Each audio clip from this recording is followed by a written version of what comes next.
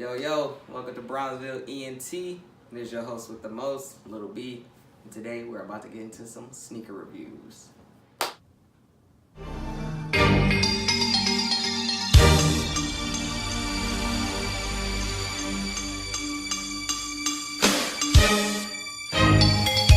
So let's get into it. Starting off with the first one, Goku ZX500RM. Clean unboxing.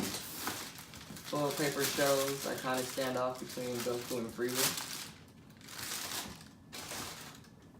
Here's the shoe.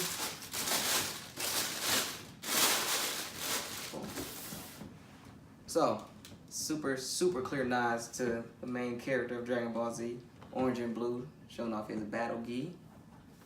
On the heel tab, Japanese kanji, which is found directly on his back and on his chest of his orange and blue gi.